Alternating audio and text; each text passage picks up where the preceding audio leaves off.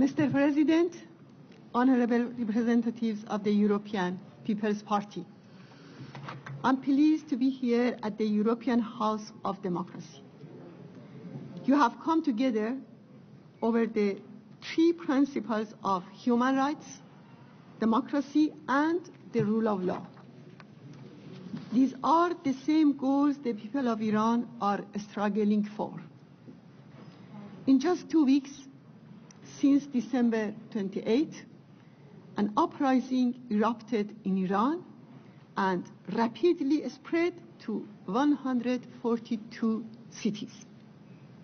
Millions of people, particularly the youth, took to the street. They called for the overthrow of Khamenei and the entire religious dictatorship. They also chanted against Rouhani. During these legitimate protests, over 8,000 people were arrested. Reliable reports indicate that at least 10 of protesters have been killed under torture in prison. Here we have the picture of these martyrs. Today, I have come to the Home of Human Rights to be the voice of those protesters who are presently in prison and under torture. I have come to seek your support for the release of those in detention. I urge your group and the Parliamentary Assembly of the Council of Europe to strongly condemn the killing of protesters in prisons and to urge all governments in Europe to take practical measures for the release of the prisoners.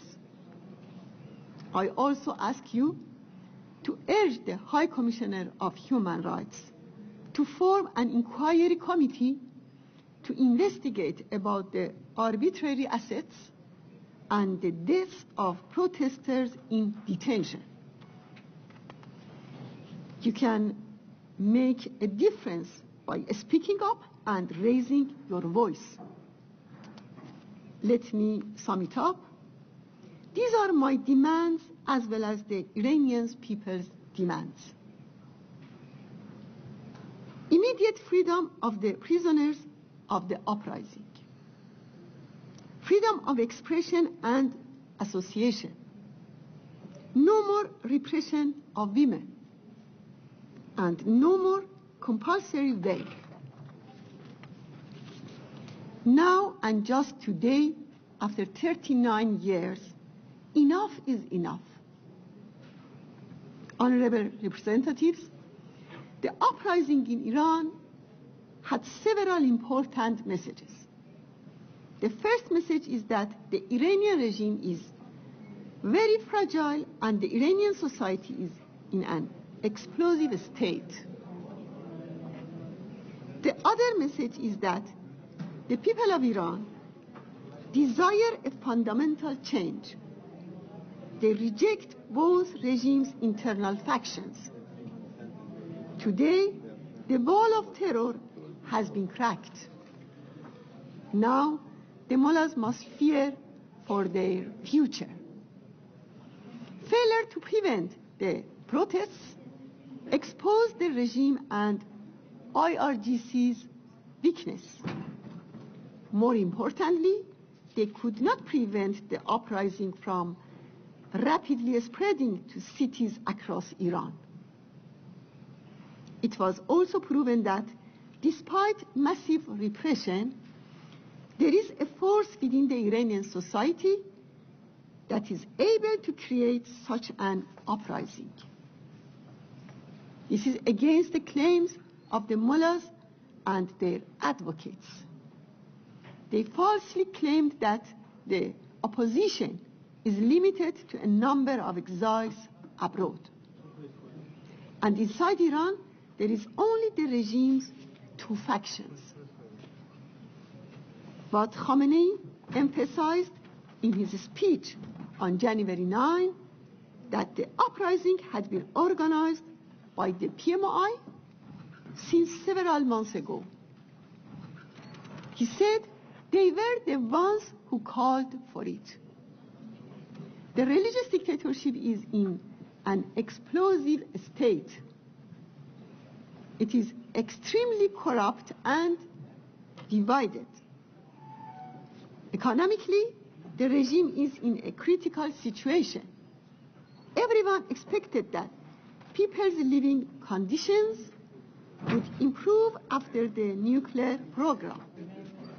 However, the mullahs made us of the political and economic benefits of the deal for further human rights abuses in Iran.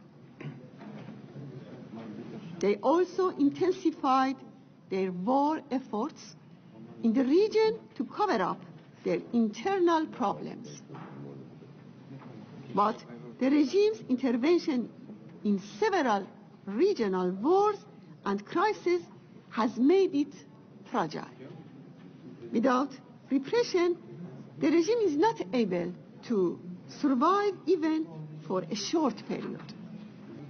Under this regime, no one can express opposition. No one has the right to organize or associate. Individual freedom are restricted, including free choice for clothing.